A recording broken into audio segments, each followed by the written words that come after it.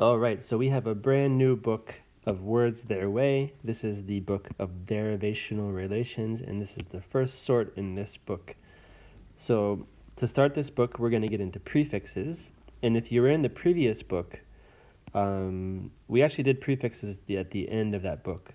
So these should all be familiar from the 4 prefixes lessons that we did before. But we're going to go a little bit further with these for the next 4 sorts of prefixes. So let's get into it. Let's just start with some basic information about how words are put together in this sort. And the first thing is the prefix comes at the beginning of the word. And we call the main word the base, or sometimes people call it the root. So in these words, your bases would be, for example, expensive, known, spell, honest, and then your prefixes come before that, because pre means before. So in, un, miss, dis are your prefixes here. Now every single one of these 4 prefixes gives a negative meaning to the root or base word. They turn the word into the opposite. And I would say 3 of these we can go ahead and give the same definition, which is not, or the opposite of. So inexpensive means not expensive. It's the opposite of expensive. It's cheap. Unknown means it's not known. You don't know what it is. Dishonest means you're not honest. It's the opposite of honest. If you're dishonest, then you tell lies. You are not honest. And miss is also negative, but we'll give it a little bit of a different definition.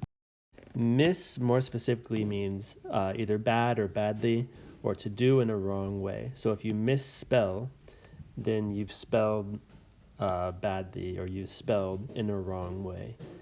So again, all 4 are negative, but miss has a little bit of a different meaning. So now all we need to do is figure out what the root words mean in each of the prefix sorts, and then we can figure out every word is the opposite of the root word. So let's have a look at some of these, starting with in. So we have a few words here, and we'll start by just looking at the root word. So frequent means often. So therefore, infrequent would mean it doesn't happen very often. Infrequent, the opposite meaning. The word formal means proper or serious. For example, formal clothing, like the men would wear suits and the women would wear dresses. Probably a formal speech would be a serious speech. A formal meeting would be a proper meeting or a serious meeting. And the opposite of that would be informal, and we can define that then as more relaxed. So your clothing or your speech or your meeting would be more relaxed. It's not as proper or serious. Next up, the word sane means you have good mental health, and the opposite. Insane means you have poor mental health, or the impolite way of saying it is crazy. Insane means crazy, or poor mental health is the polite way of saying it. And let's do one more from this group. The word sincere would mean honest, or maybe from the heart. And you might see people sign off letters with the word sincerely. That's probably the most common use of that. And when you're writing that, you're just saying, what I wrote here in this letter is honest, it's from the heart. This is what I really mean. And then the opposite is insincere, which simply means not honest or not from the heart. When I think of insincere, imagine like a brother and sister got into a fight, and the mom was like, "Now you must apologize to your sister," and the kid's like, "Sorry." That's very insincere. That's kind of what I think about when I hear that word. He doesn't really mean he's sorry. He's just saying it because his mom made him. So honest from the heart, and not honest and not from the heart. So now let's move on and let's do some of the unwords next. So if you are aware, then you know what's happening around you. You're aware of what's going on. So then unaware is a very straight up opposite.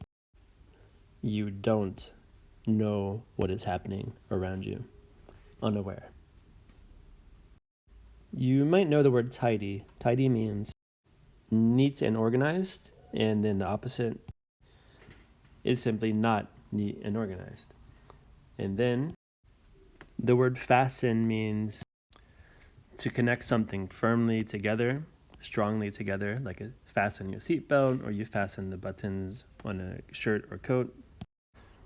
And then unfasten is to disconnect. Oh, we even got our extra little prefix in there. So just the opposite of connecting it firmly. To disconnect is to unfasten. And then let's just talk about one more of these unwords. Because uneasy, you're probably thinking easy, it means not easy, but that's not correct. Uneasy is a feeling, and it's a pretty broad meaning. So it could be all of these: nervous, worried, anxious, awkward, uncomfortable, embarrassed. You could go on and on.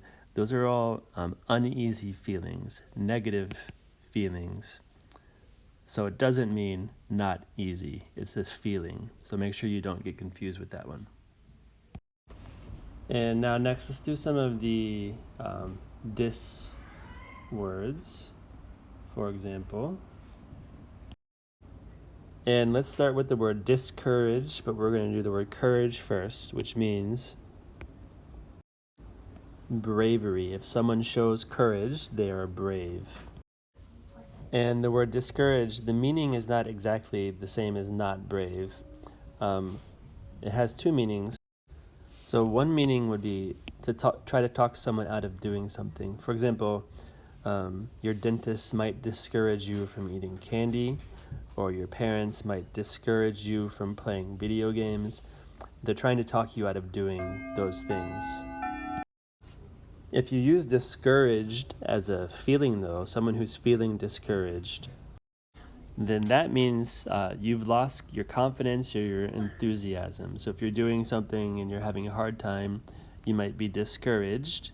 It just means you've lost your confidence or your enthusiasm. And then just one more for the dis category. Disorder could mean just the opposite of order. So if your room is in disorder, everything's unorganized and it's a mess. However, disorder could also mean an illness. So it could be a physical or a mental illness. You might have a muscle disorder, or something is wrong with you physically or mentally. It could be called a disorder. So a little bit of a different meaning than just not in order, although it's both. And finally, let's just do a couple of miss, but let's just remember quickly that miss is a little bit different. It's either bad or badly, or to do in a wrong way. So if we look at just a couple of words for this. So let's look at misfortune first. So you might know fortune as like a lot of money, if someone has a fortune. But in this situation, the word fortune means luck. For example, if you're fortunate, you have good luck. If you're unfortunate, it's bad luck. In this case, the word misfortune means bad luck. And then misleading would mean something that takes you in the wrong direction. It leads you in the wrong way. It's something that's misleading. And then finally, the word mischief doesn't really fit this pattern. It's not a bad chief or the wrong chief. So I'm going to link you to a video for that one with a different definition of mischief. But for now, I think we're good. And here are your groups of words. And I will place some links to other videos. I have a definition of mischief and then a student created video for insane. And I'll put a link to those and some other word study videos here at the end. So thank you for watching. Bye.